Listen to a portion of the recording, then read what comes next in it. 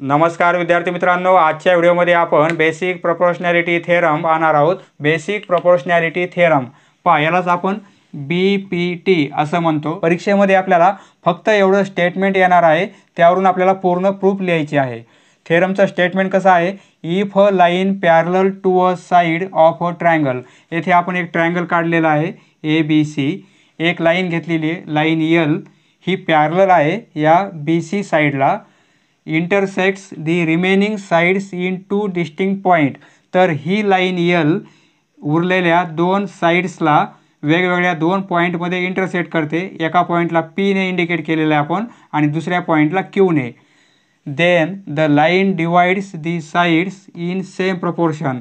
तर ही लाईन काय करते, या साइड्सला सेम प्रपोर्शनमध्ये डिवाइड करते, म्हणजे AP/PB, म्हणजे हा रेशो AP/PB इक्वल आहे AQ/QC।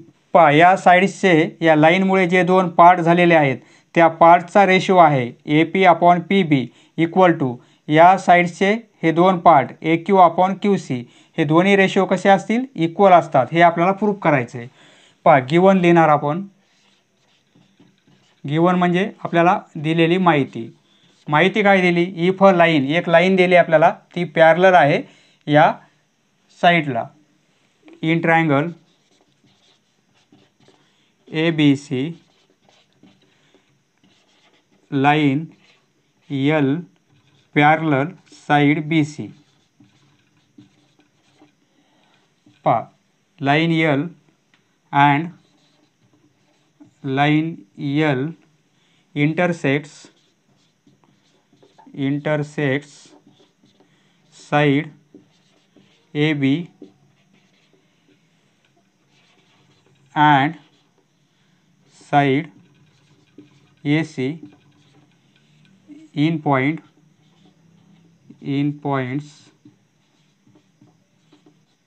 P and Q। हे आपल्याला दिलेली माहिती एवढी, यावरून आपल्याला प्रूफ काय करायचं आहे, म्हणजे टू प्रूव्ह। तर त्यांचा रेशो इक्वल असतो, म्हणजे AP/PB इक्वल आहे AQ/QC। हे आपल्याला प्रूफ करायचं आहे। आता त्यासाठी आपण काय करू, एक कन्स्ट्रक्शन करू।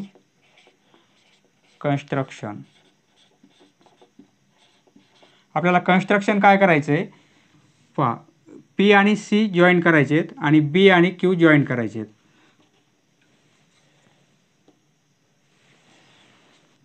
ड्रॉ सेगमेंट PC आणि BQ, PC and segment PQ। हे दोन सेगमेंट आपण जोडून घेतले। तर आता येथे हे दोन ट्रायंगल तयार झालेले आहेत, बरोबर आहे। आपण विचार काय करू, हा ट्रायंगल APQ, हा ट्रायंगल आणि हा ट्रायंगल PQB, हे दोन ट्रायंगल या साइडचे, हा छोटा ट्रायंगल APQ आणि दुसरा हा आता आपला तयार झालेला ट्रायंगल QPB। समजा आपण हा ट्रायंगल काढला, या ट्रायंगलची हाईट किती होईल, या व्हर्टेक्समधून या साइडवर टाकलेला परपेंडिक्युलर, म्हणजे या ट्रायंगलची हाईट असेल, बरोबर आहे। जर आपण हा एक सेगमेंट काढला, समजा ABC हा ट्रायंगल आणि हा D पॉईंट, तर आता येथे दोन ट्रायंगल तयार झालेत। हा एक ट्रायंगल आहे आणि हा एक ट्रायंगल आहे। या दोन्ही ट्रायंगलची हाईट किती होईल, एवढीच हाईट होणार आहे, बरोबर आहे। हा मोठा जरी ट्रायंगल घेतला त्याची पण हाईट हीच आहे, बरोबर आहे। कशामुळे, कारण ABD हे तीनही पॉईंट कसे आहेत, कोलिनियर आहेत, एका लाईनवर आहेत आणि कॉमन व्हर्टेक्स हा आहे।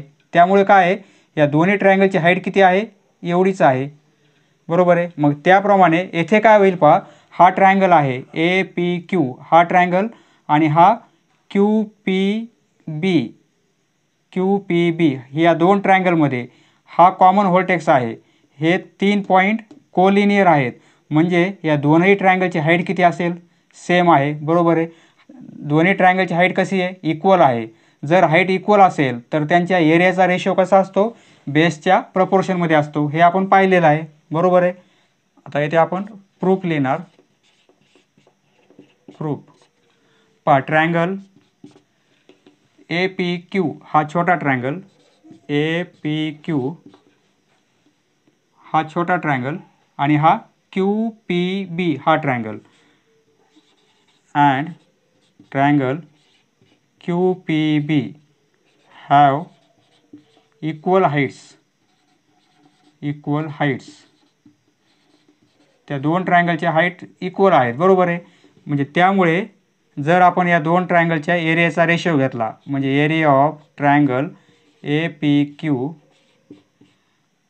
Upon area of triangle Q P B, ratio कसा येईल? हाईट इक्वल असेल तर त्यांच्या बेसचा प्रोपोर्शन येईल, बरोबर आहे. म्हणजे बेसचा रेशो येईल. ए पी हा बेस होईल या ट्रायंगलचा, तर या ट्रायंगलचा बेस कोणता होईल? पी बी होईल, बरोबर आहे. म्हणजे ए पी अपॉन पी बी लिहिणार आपण. Suppose 1 number. आता हाच छोटा ट्रायंगल, परंतु आपण हा या साईडचा ट्रायंगल नाही, आता या साईडचा ट्रायंगल घेऊ आपण, कारण हा रेशो पाहिजे आपल्याला, बरोबर आहे. Also triangle A P Q and triangle, आता ट्रायंगल आपण पी क्यू सी घेणार. P Q C have equal heights.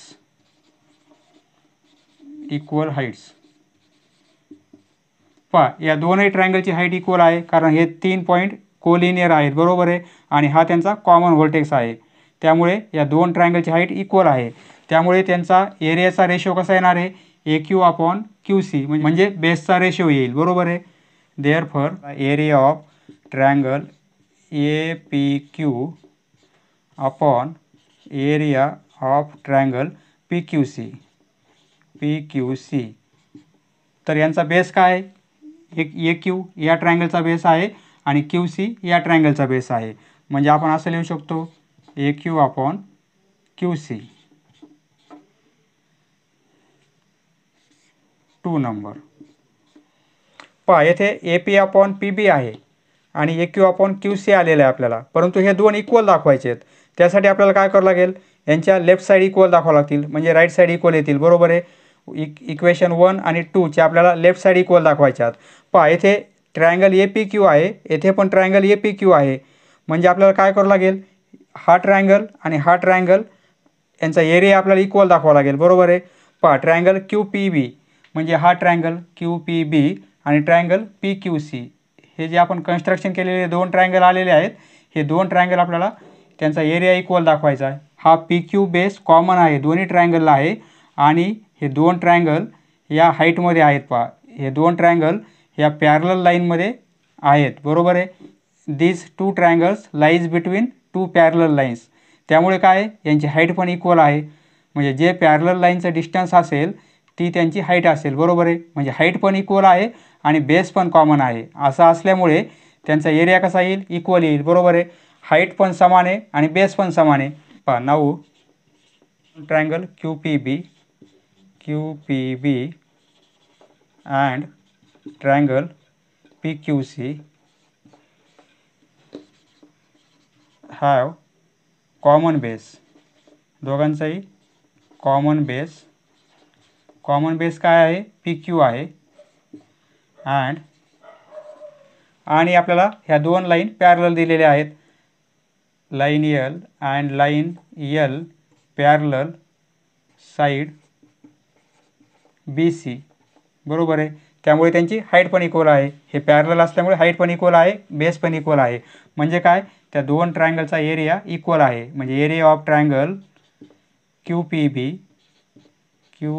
B equal आहे area of triangle P Q C. पहा हे दोन ट्रायंगल आपण इक्वल दाखवले. आता पहा इक्वेशन 1 आणि 2 चा विचार केला आपण तर दोघांचे न्यूमरेटर सेम आहेत, ए पी क्यू, बरोबर आहे. आणि डिनोमिनेटर पण आता सेम झालेले आहेत, कारण हे दोन डिनोमिनेटर वेगवेगळे आहेत, परंतु आता इथे आपण इक्वल दाखवलेले आहेत. म्हणजे काय? ही साईड आणि ही साईड इक्वल पाहिजे, म्हणजे लेफ्ट साईड इक्वल आहेत, राईट साईड इक्वल आहेत. म्हणजे इथे काय लिहिलं आपण? देअरफॉर फ्रॉम 1, 2 अँड 3 यावरून आपल्या लक्षात काय येते? A P upon P B equal आहे A Q upon Q C from 1 2 and 3. पहा A P upon P B equal to A Q upon Q C hence proved. Next पहा मित्रांनो, आताच आपण बेसिक प्रोपोर्शनॅलिटी थेरम पाहिलेला आहे. तर हा कन्वर्स आहे, त्या थेरमचा कन्वर्स म्हणजे उलट आहे इथे. पहा आपण बेसिक प्रोपोर्शनॅलिटी थेरममध्ये समजा ए बी सी ट्रायंगल आहे, हा सेगमेंट या साईडला पॅरलल आहे, अशी जर कंडिशन असेल A P upon P B equal आहे A Q upon Q C, हा झाला बेसिक प्रोपोर्शनॅलिटी थेरम. आता हा कन्वर्स करायचा आपल्याला. कन्वर्स म्हणजे काय करायचं, ही माहिती आपल्याला दिलेली असेल गिवन डाटामध्ये, फक्त प्रॉब्लेम सॉल्व करताना आपल्याला ही माहिती उपयोगाची आहे. जर ही माहिती सॅटिस्फाय होत असेल तर आपण काय म्हणणार, या दोन लाईन पॅरलल आहेत. आपल्याला या बेसिक प्रोपोर्शनॅलिटी थेरममध्ये या दोन लाईन पॅरलल दिल्या होत्या, त्यावरून आपण हे प्रूफ केलं होतं. तर आता येथे ही माहिती दिलेली असेल तर आपल्याला प्रूफ काय करावं लागेल, या दोन लाईन पॅरलल आहेत.